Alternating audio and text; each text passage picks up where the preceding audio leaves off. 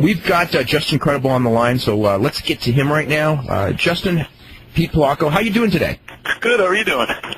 Doing really good. Doing really good. Good.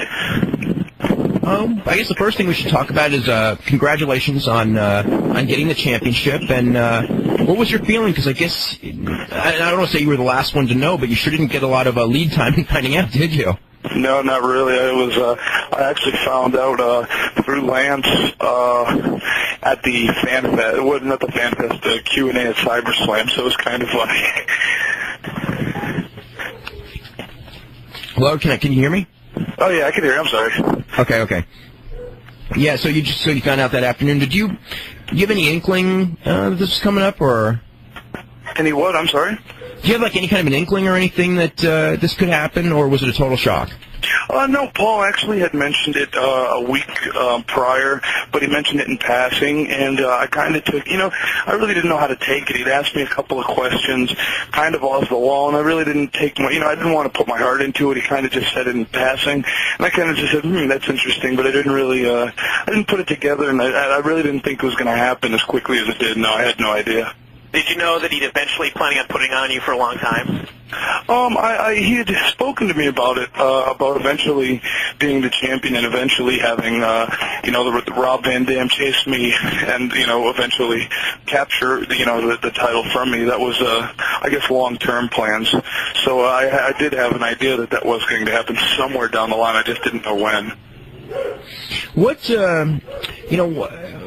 are your feelings as far as the different guys? Because, there's a whole slew of different guys that you can face, which is kind of unique for a well, not unique for a champion now, but for ECW, you're kind of a good utility player in the sense that you can wrestle anyone in the company just because of your style, I think. And is there anyone in particular that you're looking forward to?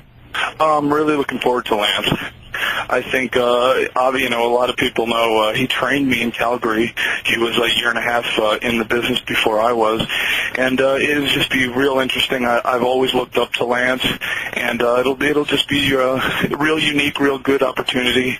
And I think we could really do something special if given all the right elements. If Paul books, interesting storyline, compelling storyline, and if all the right moves are made, and if I'm on and if he's on, I think we could do something really special. Has he talked much about staying or going? Yeah, we're going to ask him. Have you talked to Lance in the last couple of days, and do you know where his head is as far as staying or going? My impression that I get, and I haven't spoken to Lance since the weekend, but my impressions are that he is staying. I think that's the indications that he's given me. I don't think he's, but to be honest, I don't think he's seriously shopped around anyways. So it's all up in the air. I think once his 30-day contract, that little agreement that they signed, once that's over, I think he is going to exercise it, and he is going to just whatever, for his family and stuff, see what he is worth on the open market. And but I think, to be honest, I think Paul will scoop him up, and Lance, I think, in my opinion, will remain with ECW. What as far as other guys in the company, as far as doing matches with? You did a couple with Jerry Lynn over the weekend. Of course, you've wrestled him many, many times in the past. You pretty much wrestled most of the guys in the company. You got any other guys that you're kind of looking forward to being able to wrestle? I'd love to wrestle Jerry again in a program. I can't wait to wrestle Rob Van Dam. That's looking way down the line. I don't look forward to that happening for at least months. 6, 7, 8 months at least. And that's my indication. That's not Paul's. I'm just guessing from my own perspective. But guys like Rob, guys like Jerry, I really want to wrestle again. I hate garbage wrestling, and because it has hurt me, I think, a little bit in my skill to be in there with guys that I'm just taking trash cans or shots to the head, where I want to be in there with a guy that'll bring the best out of me, and that'll push me, and that's what we really need. And I think we've spoken about this before. I want to be challenged, not to say that I'm this great worker, because of course I'm not, and I need tons of improvement, but that's what I want it. I want to be challenged. I want to improve, and even guys like Mikey Whipwreck, I had a hell of a match with him in Poughkeepsie at the TV taping, and we just did a traditional match with a lot of near falls and stuff like that, a lot of false finishes, and it really for a guy like Mikey who isn't pushed real high on the card, and for the fans, and they bought it, they believed it, and they bought into it. I thought that was really cool and unique. So, even a guy like Mikey, if they did the right things to him, I don't know how big of a money program it would be, but, just that kind of style. I really want to get back to the wrestling and get away from the tables and chairs as much as possible. In the last 10, 12 days, there have been quite a lot of championship changes, WWF to ECW, WCW as well. What are your thoughts as far as the world titles in wrestling in general, value of them or lack of value of them, and as far as the different title changes that have taken place, say, in the last month or so? Obviously, the titles nowadays don't mean half as much as they used to. I mean, it seems that nowadays that a title switch on television doesn't even pop a rating like it used to.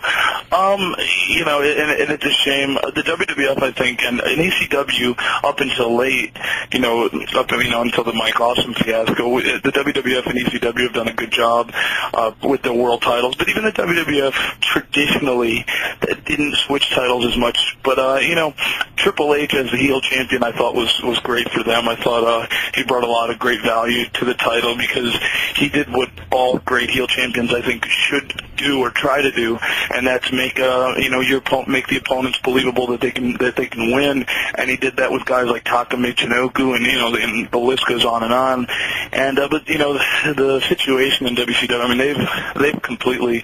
And you know what? I'm not even. I know a lot of people are going to think, what am I saying? But I didn't even care about the David Arquette involvement in WCW. That was a gamble. They were trying to do something for ratings. I understand that, but they could have had him in there in the picture without having to put the title on him. I think that was real.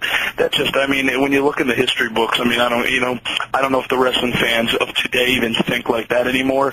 But it just completely, for them to get back what they had from their world title from the days of the NWA and the Ric Flairs and the Ricky Steamboats, to get that back is going to take so long, and they've done such. It might even be. I don't think anything is irreparable damage, but it's a lot of damage, and titles don't mean half as much as they used to at all, and that's a shame, and that's something that I would like to see all companies get back to, because at one time titles did mean everything, and that's the way it should be, in my opinion, in wrestling.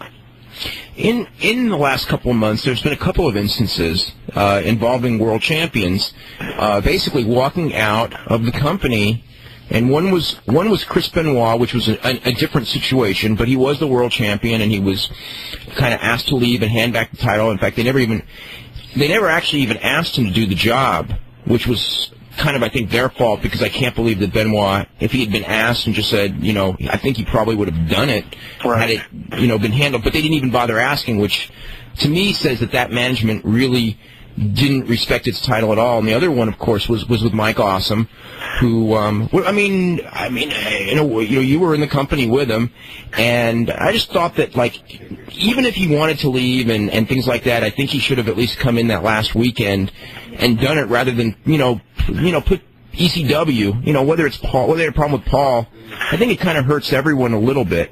How he handled his business, I guess is the way to put it. I mean, they're showing those weekends that keeping the title did nothing for him when he debuted. I'm sorry, I can't hear I can't hear the comment.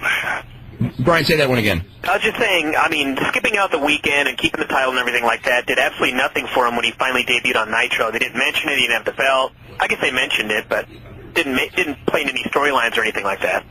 Yeah, I mean, go ahead. No, I think the whole gist of the whole interest in him to begin with was they wanted, I think, more or less the ECW champion, in my opinion, whoever it was, and I think that the money they were giving him and whatever it was because they wanted to get, they wanted the ECW title on Nitro, and obviously it backfired, and to him, I guess he had to not do, to do poor business, and that was the only way he can do it. There was no way for Mike, I think, to do good business and still get the same offer. Do you know what I'm saying? And I think that was the thing. It's like, okay, do I do bad? Obviously he knew he was doing bad business, but that's kind of the only way in the scenario that he probably could have got the cash that they were offering was for him to do bad business. I disagree. I mean, I don't think business should be conducted like that. But then again, I've never been. I have a family now. I'm a new dad. If that money was thrown in my face, I mean, this is the real world. When my bills are late and so forth, it's kind of it's a weird situation. But it was definitely bad business, and it did hurt a little bit. And it did WCW no good whatsoever. I mean, most people don't even know who Mike Awesome is. And it's funny because I was in a gym the other day, and people were talking about Mike Awesome, and Mike Awesome was just in here, and I walked right by and made eye contact with these people, and, and not that I'm the most recognizable face, but they have no clue, me being the current ECW champion, who I am.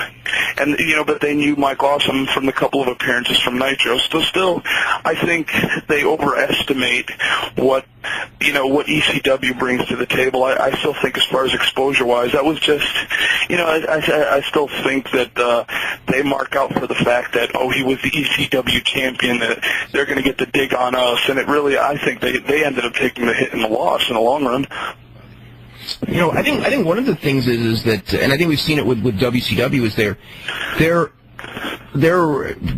kind of their life as far as like what's hot and what's not is based on the internet, and ECW has always been strong because Paul, to his advantage, saw this thing and probably jumped on it actually quicker than WCW and WWF, and also it's a product that appeals to the same age group as the internet brings for the most part. So ECW is very over there, but as compared with WCW, your TV exposure is just terribly limited. But you're overestimating the whole internet audience. The internet audience, to me, has always been completely overdone. I mean, obviously, let's say, to me, our internet audience, to me, I think the internet audience is a 0.9. That's what we draw.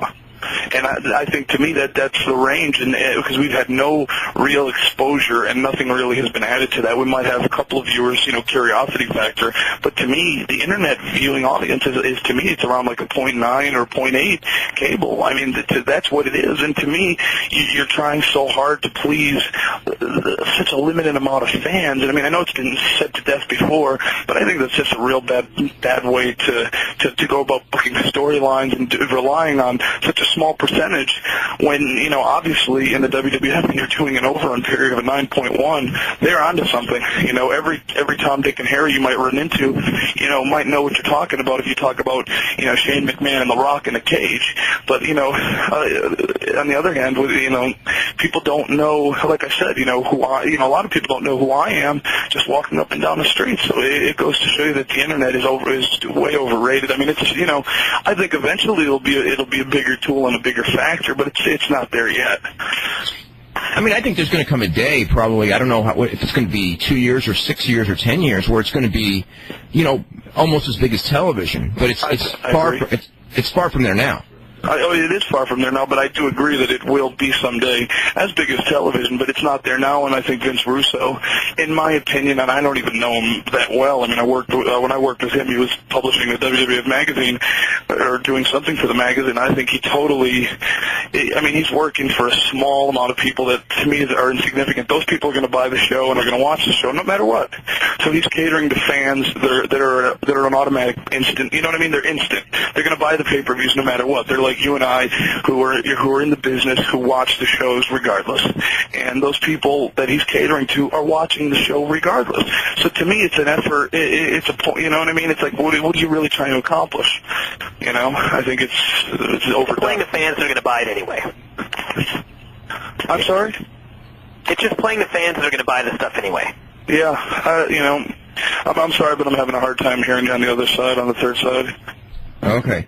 We're going to go to the phone calls. Let's start with Ryan in Wisconsin. Ryan, you're here with Just Incredible. Hey, Justin, how's it going? Hey, Ryan, how are you? Good. Actually, have you been lately, like probably maybe 2 months ago, were you walking through the Nashville International Airport by chance? Yeah, I don't know if you can remember that. I almost came up to you because I don't know if it was you, but I thought maybe it was you, but I didn't want to embarrass myself if it wasn't. But I wasn't sure if you were down there or not, doing a taping or something. It might have been. It might have been me. Okay. Actually, I had a question for. Do you know? Are they going to try to do any more? Is Paulie or TNT going to get off their asses and actually try to revamp you guys on the station and try to give you guys some more publicity? You know, it's funny you say that. I did a personal appearance for TNN promoting one of our towns, and one of the representatives for TNN was there, and he claimed to me that, you know, that the fall lineup we're heavily scheduled in for this big mega push and this big repackage.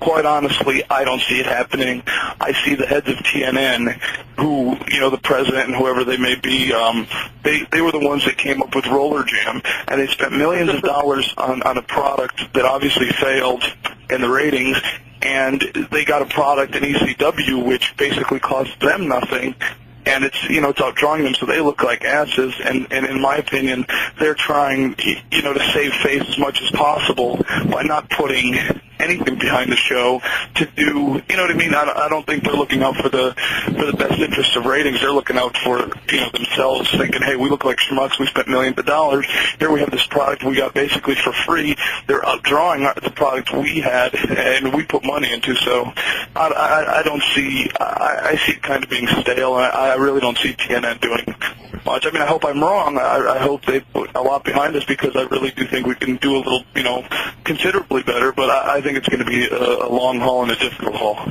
Well, you know, the one thing also is that right now you're almost in a lame duck status, because, I mean, it's not a secret that TNN wants the World Wrestling Federation and will get it depending on what the court rules.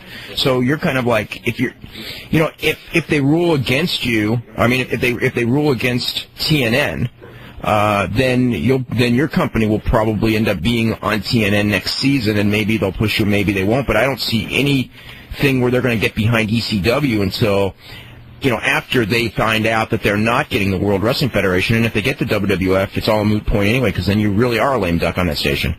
To be honest, I would prefer to get off of TNN. I think TNN, obviously we needed it. We needed something. It didn't hurt to be on TNN. Of course it didn't, no matter what the ratings are. Just to be on national television, on national cable television helped. But, you know, I would like to see, you know, WWF move to TNN, and I don't know if we're ready. It's very questionable that we're ready to go to USA, but I think if we were, and if USA were, you know, was to pick us up and put us on the Monday night time slot, or whatever the scenario would be, I think that would be the key. If we stay with TNN, it's going to be very it's going to be a struggle to get anything out of them, in my opinion. And even if they don't get the World Wrestling Federation, I still think they're not going to do anything with us, in my opinion. Why do you think TNN hasn't done a great job with promotion? I just think the higher ups are covering their own asses. I think, you know, they want to prove that, you know, that their programs, that their Roller Jam, and that their, you know, motorsports or whatever they have are their crown jewels, and I think they're afraid that if they do put a little, you know, advertising. Believe me, I live in New York City. When Roller Jam first came out, I saw, you know, ads on the side of buses, you know, for Roller Jam in New York City. Could you imagine in a city like New York to have ECW banners and logos and time, you know, Friday nights at 8 p.m. on the side of buses in New York City? I mean, you're going to draw something, you know, and they never, you know, I never see that happening. And if they did that, the story, I mean, it would be different. I think Friday nights at 8 is tough anyways, because our demographic, you know, Friday nights at 8, a lot of the kids, you know, college kids mostly are going to be out drinking, doing their thing, and, you know, it's a tough spot anyways, but I definitely think we could do better than a 0.9 or a, you know, 1.0 or whatever the average may be. I mean, I definitely think we can do, you know, a 1.8 or even a 2 eventually if we were on the right track. Do you have any, like, ideas as far as, like, a station that you might be getting as a fall, you know, in the fall if this thing falls apart? Absolutely not. I know what everybody, you know, I know what's reported. I just know that, you know, possibly USA would take us, maybe FX, you know, but that's all, you know, just what's reported is kind of what I get. I really don't, you know, Paul doesn't tell me anything. You know that deal on Nitro when that fan ran in with the Sting mask? Yeah. Mm-hmm. Okay, it was not a planned spot by WCW. It was actually a publicity stunt by the Rick and Bubba radio show. There was a guy who ran in with a Sting match. In fact, he was actually arrested, and he spent some time in prison, and he was taken to juvenile detention center. So anyway, that's the situation. So it was not a plant after all. Huh. Yeah. Well, it was a plant by a local radio show trying to, like, you know, he was supposed to be screaming the name of the station or the show, the Rick and Bubba show, the whole time the police carted him off for publicity for the show, which in fact he did. It's just that the cameras weren't on him when he did it. So yeah, that was it. on TV.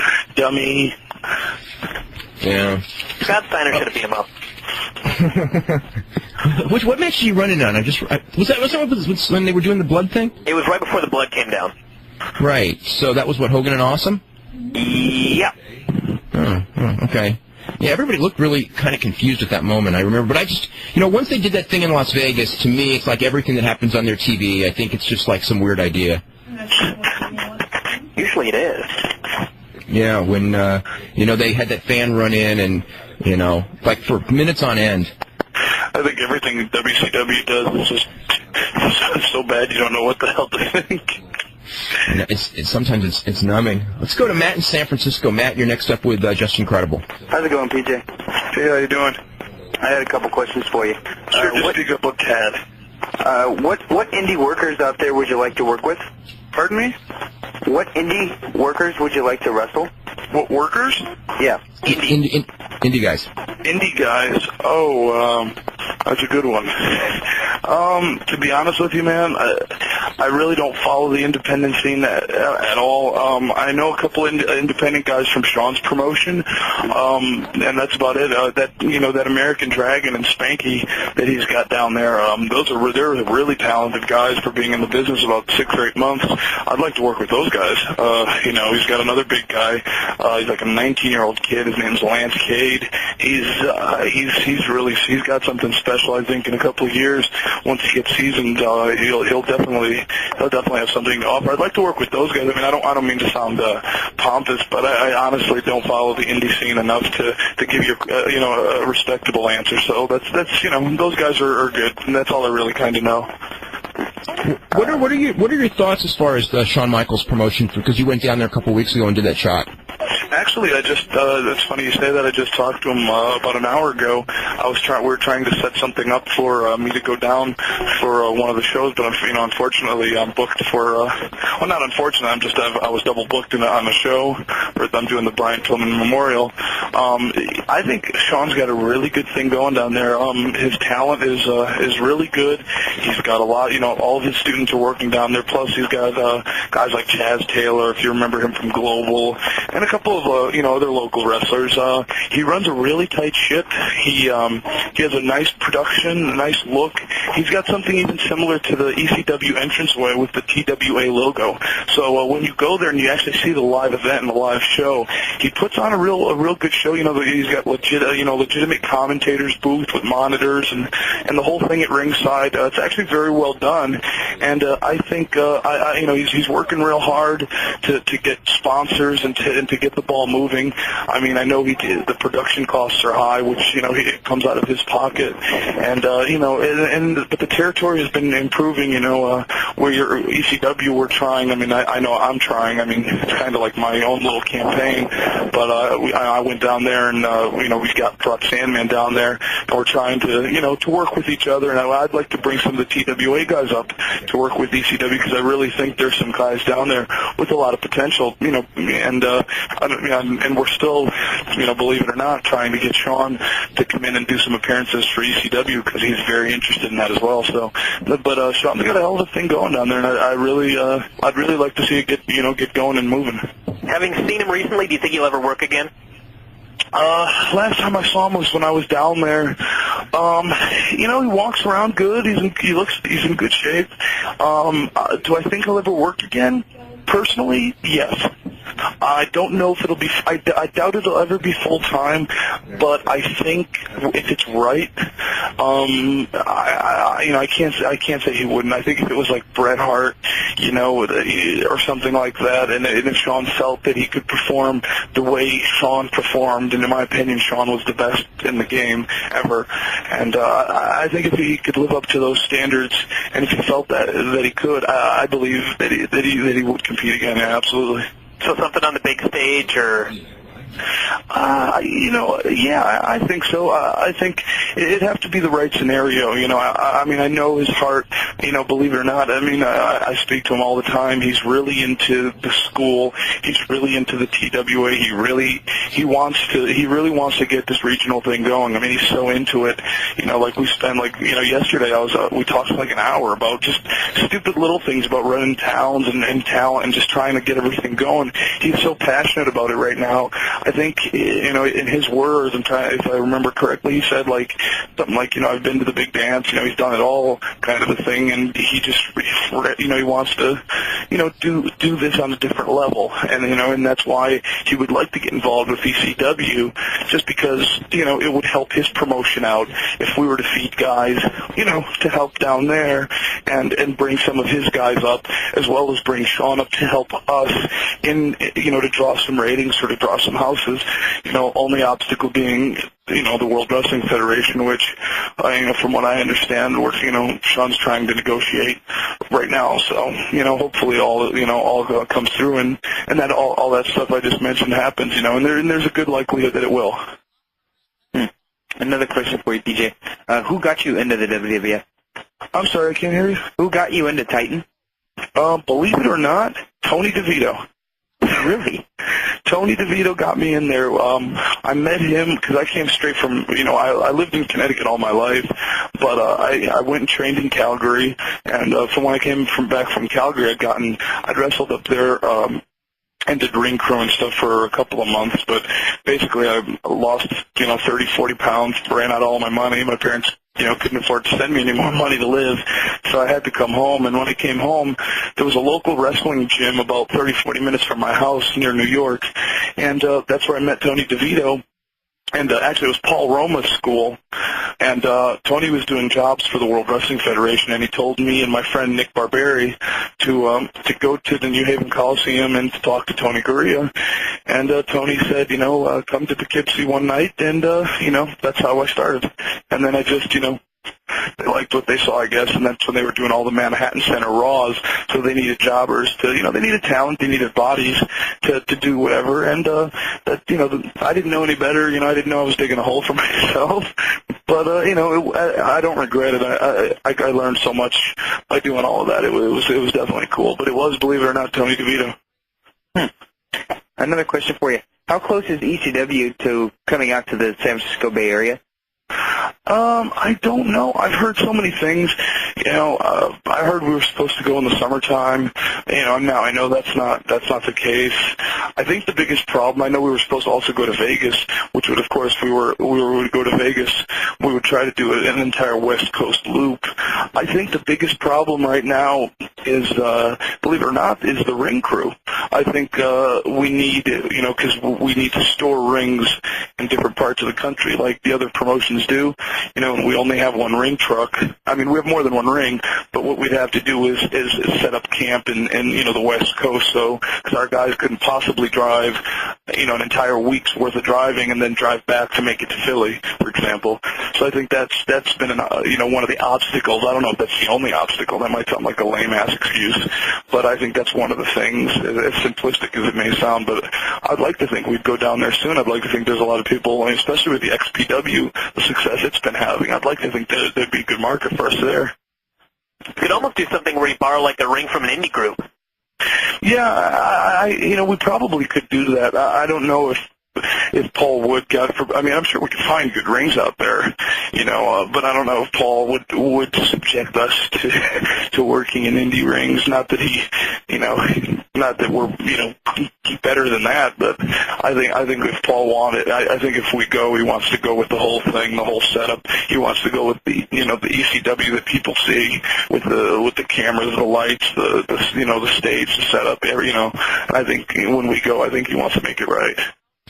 Let's see. Okay, this is from Abe. I've got a couple of emails to get through. He says, I'd like to let you know that the Thunder rating comment was never made by Vince Russo as far as using the basketball game. He said that the New York basketball game affected it, but that was not the excuse. I think is what it says. It's kind of hard to read what he wrote. Okay. What about rumors of CNN moving ECW to Tuesday? We've talked about that before. I don't think that's happening. This is for Justin. At the ECW show in Orlando in 1998, you brought Scott Hall to the show. Scott Hall and yourself were confronted by Shane Douglas, Bam Bam Bigelow, and Chris Candido. Did you feel betrayed by the ECW locker room because they sided against you and wanted your friend to leave? What are your feelings on this situation, and do you have any heat with anyone over that? How that thing went down? Actually, I did feel a little. I felt very torn in between, but Shane and Bammer were real good, and Chris was good about it. They came up to me right away, and they said, PJ, we're sorry. This has nothing to do with you. And everything was cleared. So it was a very awkward situation. I was very emotional about it because I see Scott a little differently than everybody else does. And he's made his own bed. He has to lie in it. And and whatever, but I believe also that they over-exaggerated a lot because a couple of weeks later, Bam Bam was having a lot of trouble in ECW, and he came up to me, baby-facing me, saying, Scott's not such a bad guy after all. I really didn't have any heat with him. So, there's some backpedaling, too, and everybody gets along now, so it's, bygones are bygones, and I was put in an awkward situation, though, but both sides, Scott didn't really care. He kind of shrugged it off, and Shane was very good to me as far as explaining it and making me feel, hey, don't worry about it. We have no problem with you, Peach. We like you. It's with Scott. So it was, whether it was politics or not, everything was handled amicably. Okay, and I also want to apologize for everyone. We kind of got knocked off the air here. I want to apologize to you, PJ, for all that. And let's go to the phones. We go to Richard in British Columbia. You're next up. Hi there, Justin. Nice to talk to you. Just like to say that I'm one of those internet fans that is not being programmed to with WCW because they aren't impressing me right now. So even if they're trying to program for me, it's not working. I'm sorry, I didn't hear you, pal. Oh, Go. Can you talk louder, Richard? Okay, I'm sorry. No, I'm one of those internet fans that WCW is trying to program for, and it's not really working all that well. I'm just not impressed with the way their product's going. Well, I don't know. I don't know what the formula. WCW right now, in my opinion, they're just trying to do anything that works. I think Vince Russo is scrambling. I mean, believe me, I'm just talking out of my butt here. I mean, I don't know the slightest thing about booking, and I really don't ever want to.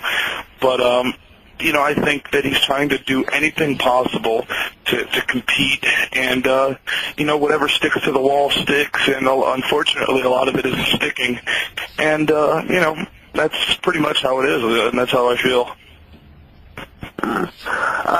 Quick question, given the relationship you guys have with Japan probably being the best of the big three American promotions having a relationship there, are you thinking of bringing anybody over for a summer tour like Tanaka again, or maybe a vague rumor I'm hearing around Hayabusa for a few matches? I figure there'd be some great matches with you I'd love to see. I think Tanaka is coming in for the pay-per-view. I may be mistaken, but I know Tanaka does have plans to come in, and I've heard rumors of Hayabusa coming in, and I love to get in the ring with Masato Tanaka. I think he is a very, very talented man, and he's a great professional. And if we had just a couple guys in our company, a couple more guys like him, You know, I mean, I can't say enough good things about him, and it would definitely be exciting, and I would love to do it. I mean, he's definitely one of those guys that are special and that can definitely, you know, do anything in the ring, whatever style, whatever you want. So, yeah, I think it'd be great. And I do think that I don't know about Hayabusa, but I do know about Tanaka. He will be coming in this summer. Have you ever been in the ring with Tanaka? Pardon me? Have you ever been in the ring with Tanaka? Oh yeah, several times. I've had two singles matches with Tanaka. One on television from Buffalo, New York, and I did a house show match with him in where was it? In Washington D.C. And we did two tag teams, the three-way title match at the what is it, Living Dangerously? Oh, that's right. Yeah. And we did the one where they actually beat Lance and I for the belt in Cincinnati. I'm trying to be good with the places and dates, but you know, not too many times, maybe 5 times. But every time that I have been in the ring. Pardon me? Just 2 singles.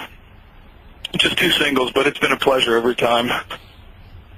Are you familiar with any of the by the way, do you know if New Jack and Balls Mahoney went to the Friday night FMW show, or did they not go? Do you even know? I don't think they went. Oh, okay.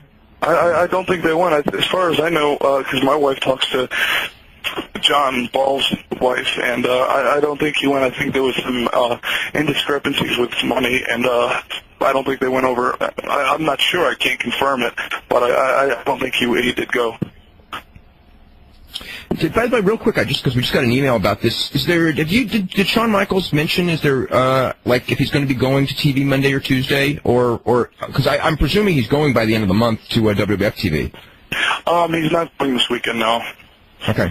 Not that he didn't make any indications to me. It didn't sound like it, no. So, and I'm actually you can put the bank that he's not going to, because he's got a TWA show on the 9th of May, okay. So he's not going now.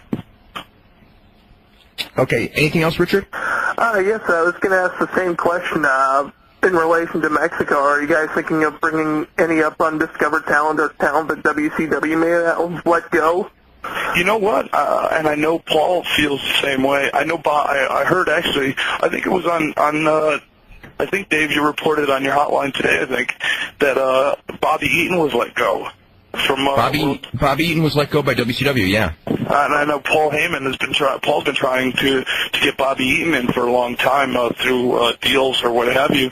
So I think it's inevitable that Bobby Eaton comes to ECW. I think I wouldn't be surprised to see him within the next couple of weeks. I know the way Paul is, because I know Paul is very high on Bobby Eaton, and I think he would bring a lot to all of us. You know, he could teach me a million things. I'd love to get in the ring with Bobby Eaton. I'm sure he still has it. You know, maybe if he doesn't have it physically, I know he has it mentally. You know. So he'd be a great addition for all of us, for the young guys, and hell, I still consider myself a young guy, so I think he'd be great. And you know, I think there's a lot of undiscovered talent out there, but you know, ECW is very selective, and it's very hard to describe the way we go about getting talent. It's unreal, but sometimes half the time the way guys get jobs is it just lands on they just land on our lap somehow. You know, it's like we're not. Sometimes we don't go out far enough to look for talent. They just, you know, somehow they show up.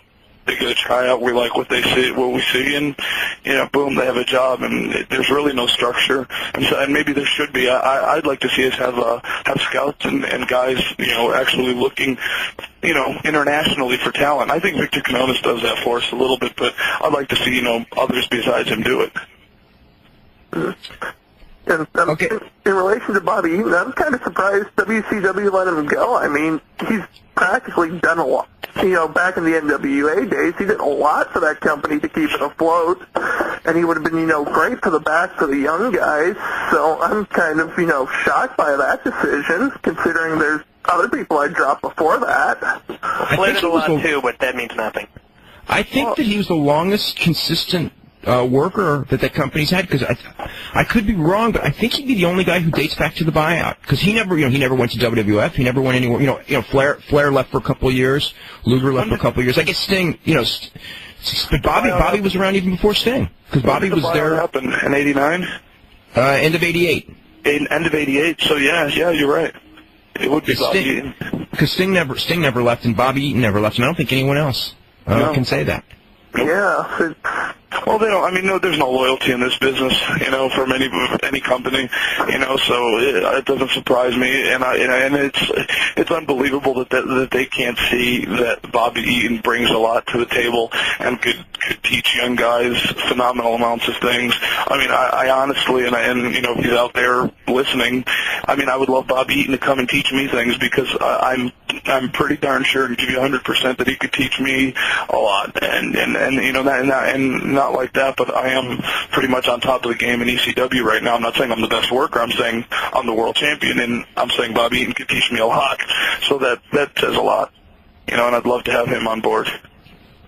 Yeah, I could see how he could mean a lot for any company out there, really. That just says is what WCW is these days. But Yeah. I'll let you guys go. There's other people in line, and thanks for your time, and great luck with your reign there. Justin, nice talking to you. Cool, man. Nice talking to you. Okay.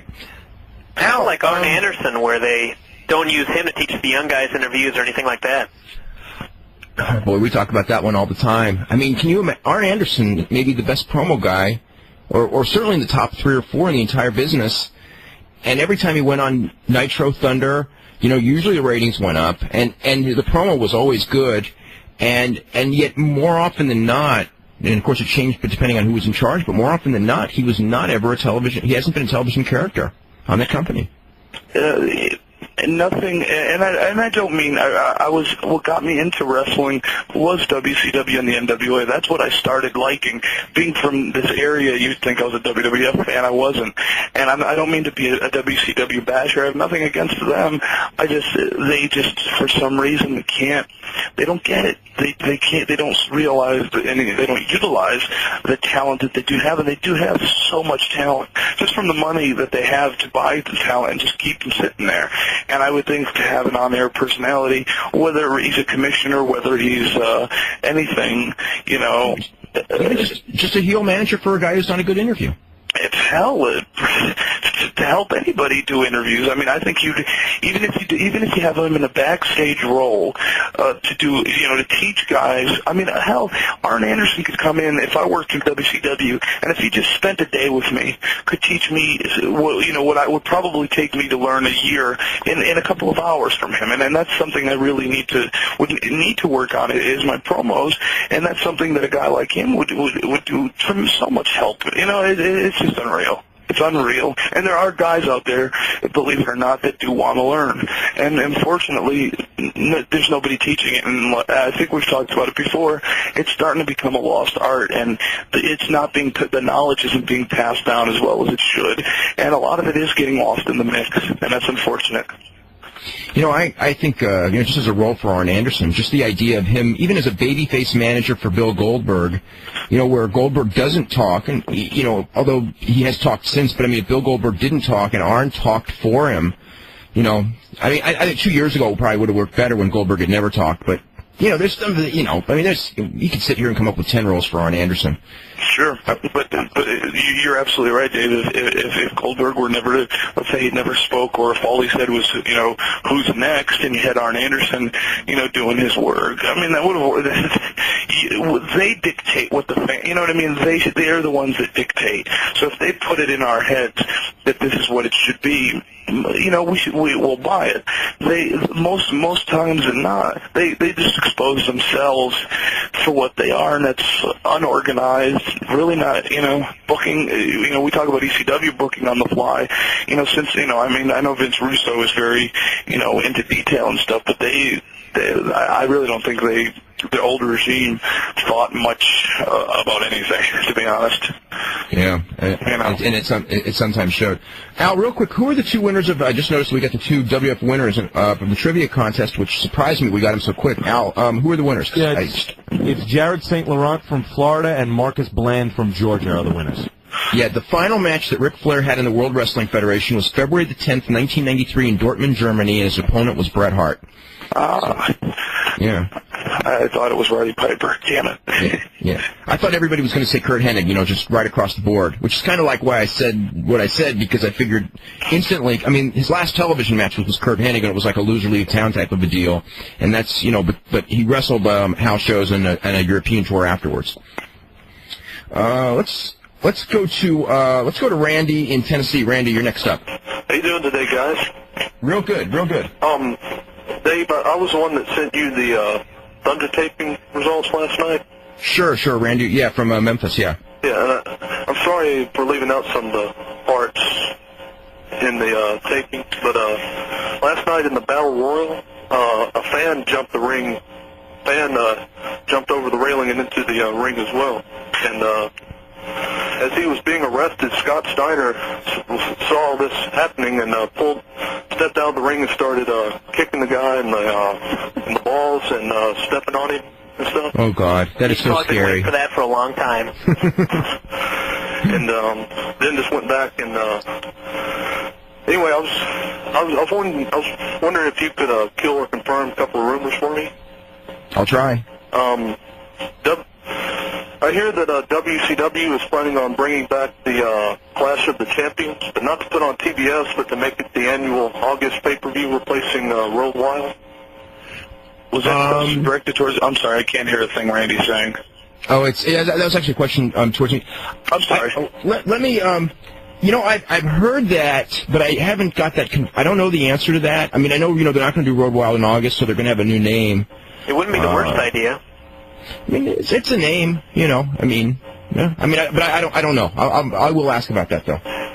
And also, there's another one going around that Psychosis is trying to get himself fired from WCW. There's something to that. I don't know if fired is the right word, but if he was trying to get himself fired, he's going about it the right way by no-showing so often. So I don't know what's up with him. I mean, he's wrestling Tijuana all the time, and he hasn't been coming. Are they still banned from Mexico for the most part? To wrestle there? Yeah. They're supposed to be. I mean, it's never changed. As far as, so yeah, they're supposed to be banned, because I know I spoke with Parka, and he mentioned to me how he's not allowed to work Mexico. Of course, he still does. But if he work under a different name, it's okay. Yeah, but he can't work under a different name. He's a superstar there. Well, Psychosis has a different name down there. Yeah, I know. That was that different name. You know the idea that, you know why he was wrestling with a different name down there, don't you? Just to throw off WCW. Like, people wouldn't know. He was the main event in Tijuana, where Americans go down. Nicho. I mean, that was his nick. I mean, that's what everyone calls him, Nicho. You know what I mean? So he wrestles as Nicho. Well, maybe management wouldn't know, but they don't pay attention to that. No, I just remember. Who was it? It was it Lizmark? It was one of the guys that got yelled at. I think it was Lizmark Jr. got yelled at once by WCW because they'd gone through like the Observer and they had seen him wrestling in Mexico, but it was Lizmark Sr. and they just figured it was him. So that's good. Yeah. Oh, and I have a question, Justin. How you doing today? He's got a question for you, Pete. Okay, Dave, if you could interpret it, because I can't hear him at all. Okay, just tell me it and I'll ask him. I was just wondering when ECW is coming to Memphis. Do you have any idea of ECW running any shows in Memphis? No, we're not scheduled. I'm amazed that we haven't. But as of right now, we have pretty much up until June booked, and Memphis is not on the. I'm assuming we're going to go back to Nashville in the fall, and I'd like to think we're going to Memphis if we're going to Nashville, but we didn't last time, so hopefully we hit it this time. Yeah, I was just wondering because I remember when ECW had the feud with Jerry Lawler 3 years ago. Yeah, when Tommy Dreamer went down to fight Jerry Lawler, yeah. They came down to the Expo Center and sold the place out for like Brian Christopher and Lawler versus Sandman and Tommy Dreamer. And the fact is, Dave, the Expo Center, you remember, was a flea market. And when they went into that period when they run the flea market shows. Yeah, I remember that. Yeah. They hardly sold out until the ECW came. But you know, Dave, if Kidman was headlining those shows, it wouldn't be a problem. You know, I think Memphis would probably. What do you think? I mean, I think Memphis would probably be a good city just because it has a wrestling tradition. I mean, WCW did big business there. You know, they didn't last night, but you know they were they were the first many times. You know, several times they went there, they sold out for TVs. What did it? Out of curiosity, is there an estimate on what was in the building last night? I saw the number. I mean, it was in the 3,000 in the building, but the paid was in the 1,500 range. Wow, I remember. Yeah, it was not. What? I remember I was in the Memphis territory when I was there through WWF, and when Tommy Sabu Van Dam came down there, we did like 1,000 people at I don't know, I think it was a flea market or something like whatever small. Yeah, he was talking about the flea market show at the Expo Center. Yeah, and I was there. I was working as PG 187 or some silly thing like that, and yeah, I remember, and we did quite well. Well, they did quite well there, so yeah, I would imagine we would do probably better than what WCW did. Oh, I would think first time you would for sure. Absolutely. That's amazing that they only can do that kind of 1,500. That's horrible. God. Yeah, and to see like... Randy, anything else on that show? Now that Bret Hart came out and eliminated Hogan. Yeah. At the end, when Hogan was put through the table, it looked like he cut his arm. Oh, really? Not anything serious, but it's like a little scratch. But, That's serious for Hogan.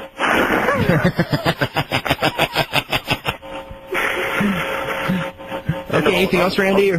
What's that? Anything else? Oh, I was going to ask you about that show at the Expo Center. I was asking Justin, do you remember the brawl that the ECW, that Van Dam and Sabu and Waller had with fans throwing weapons at each other? Do you remember, he's asking if you remember if when Van Dam and Sabu and Lawler had a brawl at the Expo Center where the fans started throwing the weapons and stuff? Yep, I absolutely do. And Van Dam at one point threw part of a broken table at a little kid, and the little kid just picked it up and took it home with him. Funny part. Well, that's all, and thanks a lot, Dave. We've got an email here. I don't remember this, but you probably do. And this a fan named Dan who says that he's got a tremendous memory of you, and it was October 31st. It was a Halloween show, and you were wrestling Jerry Lynn, and you wrestled as Jerry Lynn was introduced as the mysterious JL in his old gimmick, and of course, you came with what he said was the line of the year when you looked at him and said. I thought that in ECW you don't have to dress like a clown. Never in my life would I wear a mask that effing stupid. Did you say something like that?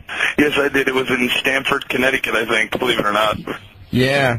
So it was kind of like an inside rib because of your stint as Aldo Montoya, right? Yep, yeah, absolutely. Just totally just spoofing on us. A couple of quick notes here. We were talking about like short title reigns. We actually had forgotten this one, Brian. Mankind held the WWF title for one day.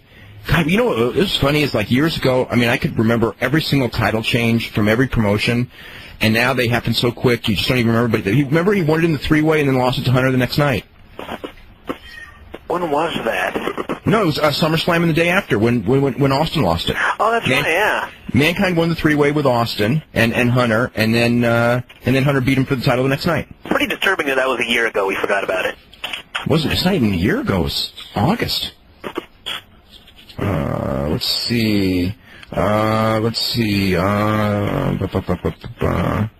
This is just kind of a question. Well, I guess this person's asking, it's kind of an obvious question, but it's like, you know, why did Chris Candido and Mike Awesome go to WCW, and why did other people, do you ever give a thought to going to WCW, even though WCW is in total disarray? Let's see, when Hall and Nash went, the company was strong, but they had no idea what it was going to be in a few years, but now the stars who jump ship know what WCW is, but they still continue to go. I mean, it's pretty obvious why people go. I mean, you know. Well, Candido had no choice. He was fired. And you know, for obvious reasons, he was just more, he had his own demons to tend to, and Paul just couldn't take it anymore. And Mike, obviously, enough said, was obviously all for the money.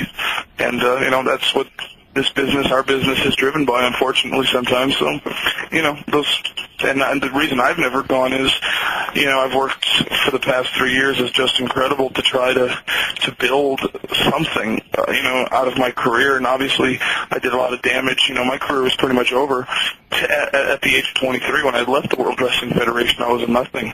You know, I was a job guy at best, barely getting booked. So, you know, I was starting, you know, from scratch, and I don't feel it's, you know, I think I would be doing myself harm. I'm 26 years old. I feel that I need to grow, and I think, you know, when I'm 35 or 36, if WCW wants to offer me a ton of money, sure, why not? But at this age, I think it's a pretty solid move to stick it out and to do what I'm doing right now. You know, now that you and your wife have just had your first child, has that changed your mentality as far as wrestling at all? Oh, you know, it's changed my mentality on everything in my life. I mean, just, you know, I'm actually holding the poor little guy right now. I mean, you know, you're responsible for another life, and the business, you know, you have to realize that it is a business, and you know, and you have to make the decisions that any regular businessman would make. I mean, you work at BK, they're offering you $5 an hour. McDonald's down the road's offering you $6. What are you going to do? You know, you got to bring home the paycheck. You know, and unlike other jobs, you know, it could all end for me tomorrow, especially with the way this business is the way the bumps are nowadays, the way the styles of work, you know, the things we have to do to you know, compete nowadays. It's unheard of. So it's scary. It scares me, and you know, you just got to do it day by day and try to keep a straight, level head, and do the best you can and save as much as you can, because you never know, you know, when's your last match going to take place. You know, it could all go down tomorrow, and I don't know. And hopefully you're prepared financially. And unfortunately, most guys don't think that way. Have you had the urge to tone down anything in the ring? Pardon me? Have you had the urge to tone down anything in the ring so there's like less of a chance of getting hurt or anything like that? No, I mean, I just like to, I'm just very, very cautious about like, you know, especially money now. I've really toned down on, you know, expenses and stuff. For example, I'm very, you know, frugal, there to speak, and you know, I won't do stupid things where 3 years ago I'd say, hey, let's do 15 table spots. I mean, I'm exaggerating, but, you know, let's just do this for the sake of doing it. Now it's, you know, you count you count the bumps you take, you count what you do, and you try to be as careful as you can, you know, and that's not saying being a bad worker, having a bad match. That's saying being smart and being a smart worker, because there's a difference, you know. There's a difference between being, you know, smart and being, you know, stupid. And I think a lot of guys, like, you know, I've said this before, and I'm not trying to bury him, but Vic Grimes is trying to get over with a very Cactus Jack style mentality where he goes out there and kills himself, and he thinks that's the trick, that's what's going to do it for me. And unfortunately, I see Vic falling into the trap of, you know, killing him, not literally killing himself, but breaking his own body down, and in a couple of years not having a dime to show for it. And that's what I'm trying to say, and that's what's no good. Even Cactus Jack, though, chose his spots a lot better as opposed to just, you know, killing himself on every bump instead of going out there and, you know, waiting for the big spot at the end of the match to do something dangerous. You know, yeah, and he did it for whatever reasons he felt he had to do it. And, you know, I hope, you know, I try to keep myself in good physical shape. I mean, I try.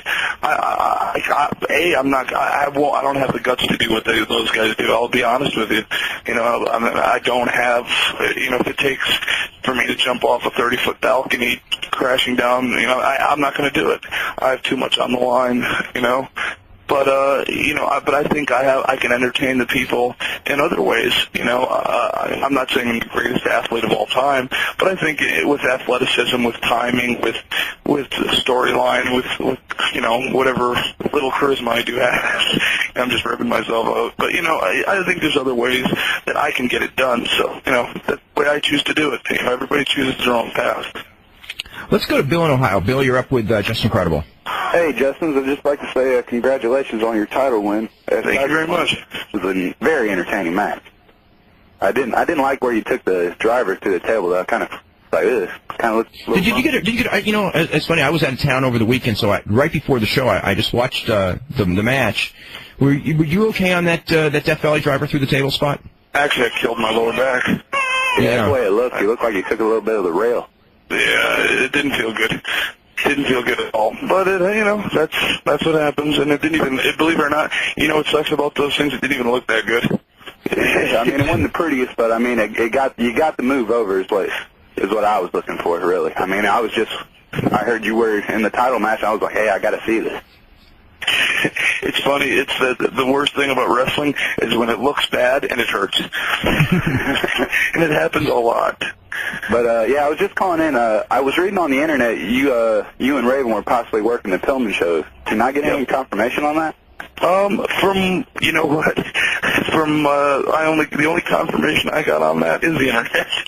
So your guess is as good as. Well, I'm under that impression. I actually got a press release right before we went on the air saying that. So. No, but I believe it or not, I am the last to know about everything. Paul hasn't told me about it. I just, I go on the net, I see it. So I guess it is happening. Well, now I'm definitely going to get tickets, and I hope to see you guys work a match there.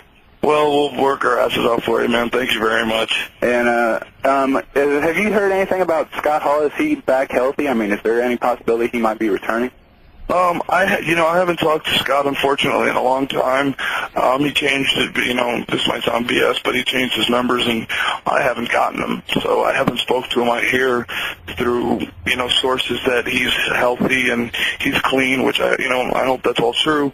But I don't, his return is got to happen soon. I mean, they're paying him a good chunk of change, and I'm sure they don't want him resting on his laurels.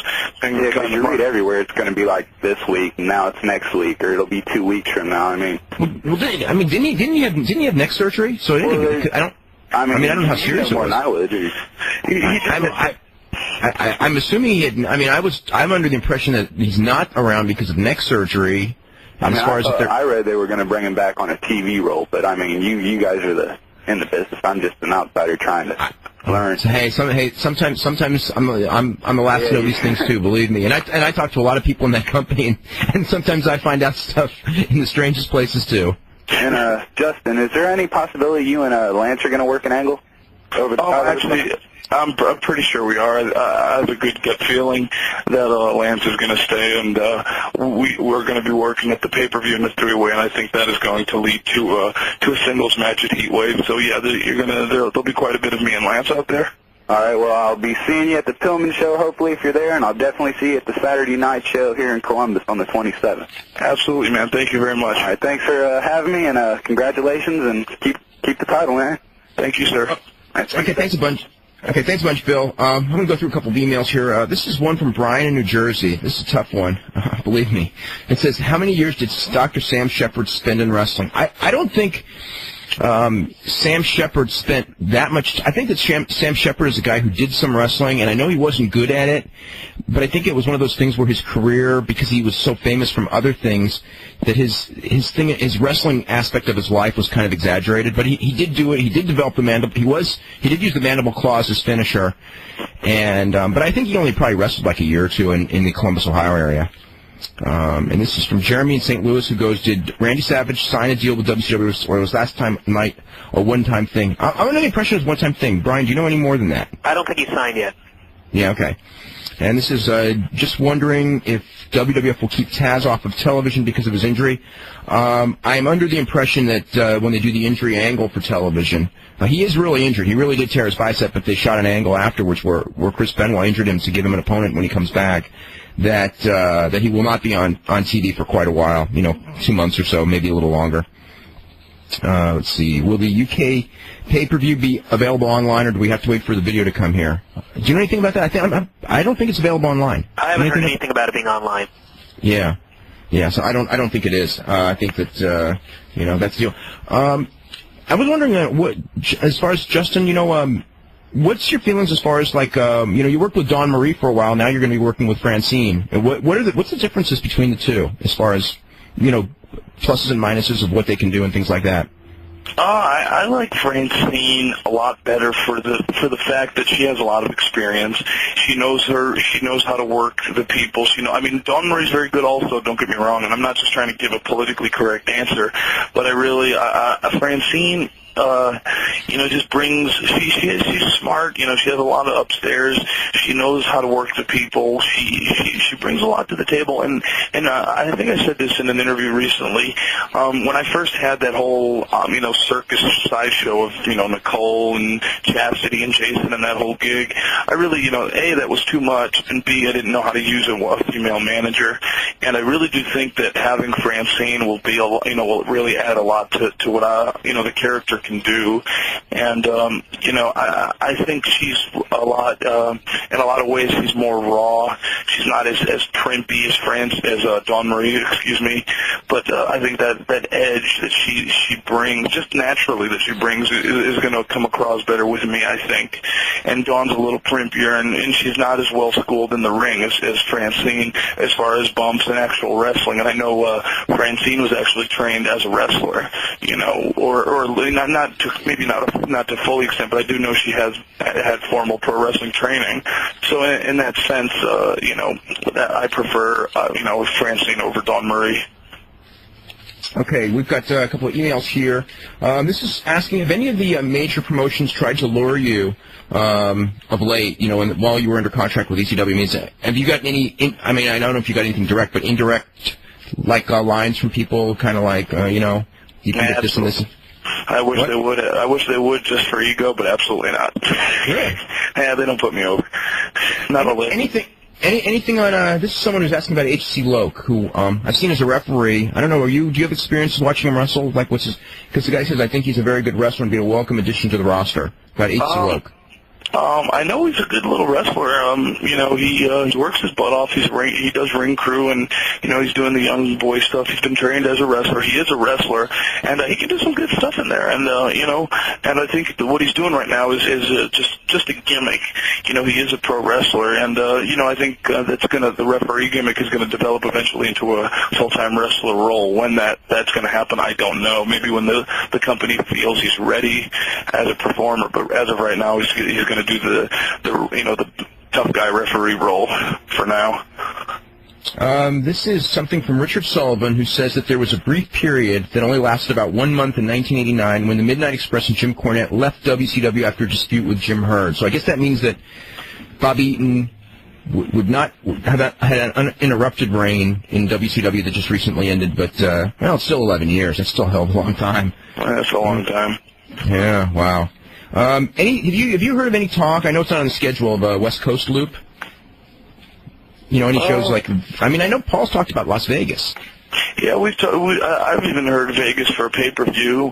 Now, one time when Bubba Dudley was still booking towns for us, we did have Bakersfield, something in L.A. We had some towns actually penciled in and scheduled to go on, but obviously that never materialized, and that was quite a while ago because Bubba obviously isn't with us anymore. But when I remember being in the room with those two and them rambling off a couple of California dates, but I don't know why we haven't whether it's a matter of time or whether they've got something in the works, but who knows? Your guess is, I guess, as good as mine. How about Canada, like Toronto area or anything like that? I heard we're going to Toronto September 30th. Really? Yeah, that's not a confirmed date, but I know Lance had got some information for the guy that books our towns now, Greg Bagarozzi, and they've gotten the ball rolling, and we may have even gone as far as booking the building. Don't quote me on it. I cannot confirm that, but it is talks, and it has, they have taken some steps to doing that, to going, as far as work visas and the whole 9 yards. We have taken some steps. Wow. What are you looking forward to? You must have worked in I know you started in Calgary, and you must have worked some dates when you were in WWF in Toronto. I worked the coldest ice hockey rinks, the B towns, in the dead of winter with no heat for the WWF, and I remember wrestling Mantar, and I'll tell you, it was like, I swear to you, it was 30 degrees in those buildings, and he would just kill me every night. He was just stiff. And I'll never forget it, Cornwall, Hamilton, London, Ontario, all those little towns with just a couple of, not a couple hundred, maybe like 1,000 people, but boy, yeah, I've done my ways around the Ontario area. What Is there any difference as far as like working? I mean, I think every audience is different. Do you notice a difference between a Canadian audience and an American audience at all? Yeah, they're easier. They're much easier. They're much easier because they don't see it as much. We're the Americans, we're very spoiled because now we have, 3 promotions that on any given time will stop in your city, within a month. Like, in Hartford, for example, ECW is going to Hartford, let's say, for example, on the 26th. I know they're doing SmackDown in New Haven, pretty much around the same time. So, the areas get spoiled as far as, what they're allowed to see, and I know WCW comes to the area, so they're very picky and choosy around here. And when in Canada and then in other places that don't get it as frequent, when they do get it, boy, they are rabid. And Canadian fans have always been very good fans. Especially, my favorite place to wrestle in Canada was Montreal. Montreal had great fans. ECW up until late, until the Mike Awesome fiasco. The WWF and ECW have done a good job with the world titles, but even the WWF traditionally didn't switch titles as much. But Triple H as the heel champion, I thought was great for them. I thought he brought a lot of great value to the title because he did what all great heel champions, I think, should do or try to do, and that's make make the opponents believable that they can win. And he did that with guys like Taka Michinoku, and the list goes on and on. And but the situation in WCW, I mean, they've completely. And you know what? I'm not even. I know a lot of people are going to think, what am I saying? But I didn't even care about the David Arquette involvement in WCW. That was a gamble. They were trying to do something for ratings. I understand that, but they could have had him in there in the picture without having to put the title on him. I think that was real. That's just. I mean, when you look in the history books, I mean, I don't know if the wrestling fans of today even think like that anymore, but it just completely, for them to get back what they had from their world title from the days of the NWA and the Ric Flairs and the Ricky Steamboats, to get that back is going to take so long, and they've done such, it might even be, I don't think anything is irreparable damage, but it's a lot of damage, and titles don't mean half as much as they used to at all, and that's a shame, and that's something that I would like to see all companies get back to the best out of me, and that'll push me, and that's what we really need. And I think we've spoken about this before. I want to be challenged, not to say that I'm this great worker, because of course I'm not, and I need tons of improvement. But that's what I want it. I want to be challenged. I want to improve, and even guys like Mikey Whipwreck, I had a hell of a match with him in Poughkeepsie at the TV taping, and we just did a traditional match with a lot of near falls and stuff like that, a lot of false finishes, and it really, for a guy like Mikey who isn't pushed real high on the card, and for the fans, and they bought it, they believed it, and they bought into it, I thought that was really cool and unique. So, even a guy like Mikey, if they did the right things to him, I don't know how big of a money program it would be, but, just that kind of style, I really want to get back to the wrestling and get away from the tables and chairs as much as possible. In the last 10, 12 days, there have been quite a lot of championship changes, WWF to ECW, WCW as well. What are your thoughts as far as the world titles in wrestling in general, value of them or lack of value of them, and as far as the different title changes that have taken place, say, in the last month or so? Obviously, they don't. The titles nowadays don't mean half as much as they used to. I mean, it seems that nowadays that a title switch on television doesn't even pop a rating like it used to. And it's a shame. The WWF, I think, and that's the indications that he's given me. I don't think he's, but to be honest, I don't think he's seriously shopped around anyways. So it's all up in the air. I think once his 30-day contract, that little agreement that they signed, once that's over, I think he is going to, exercise it, and he is going to whatever, I mean, for his family and stuff, see what he is worth on the open market. And, but I think, to be honest, I think Paul will scoop him up in Atlanta. I think, in my opinion, will remain with ECW. What, as far as other guys in the company, as far as doing matches with, I mean, you did a couple with Jerry Lynn over the weekend. Of course, you've wrestled many, many times in the past. You pretty much wrestled most of the guys in the company. You got any other guys that you're kind of looking forward to being able to wrestle? I'd love to wrestle Jerry again in a program. I can't wait to wrestle Rob Van Dam. That's looking way down the line. I don't look forward to that happening for at least months. 6, 7, 8 months at least. And that's my indication. That's not Paul's. I'm just guessing from my own perspective. But guys like Rob, guys like Jerry, I really want to wrestle again. I hate garbage wrestling, and because it has hurt me, I think, a little bit in my skill to be in there with guys that I'm just taking trash cans or shots to the head. Where I want to be in there with a guy that'll bring and eventually capture the title from me. That was I guess long-term plans. So I did have an idea that was going to happen somewhere down the line. I just didn't know when. What are your feelings as far as the different guys? Because there's a whole slew of different guys that you can face, which is kind of unique for a well, not unique for a champion now, but for ECW, you're kind of a good utility player in the sense that you can wrestle anyone in the company just because of your style, I think. And is there anyone in particular that you're looking forward to? I'm really looking forward to Lance. I think, a lot of people know he trained me in Calgary. He was a year and a half in the business before I was, and it'll just be real interesting. I've always looked up to Lance, and it'll just be a real unique, real good opportunity. And I think we could really do something special if given all the right elements. If Paul books, interesting storyline, compelling storyline, and if all the right moves are made, and if I'm on and if he's on, I think we could do something really special.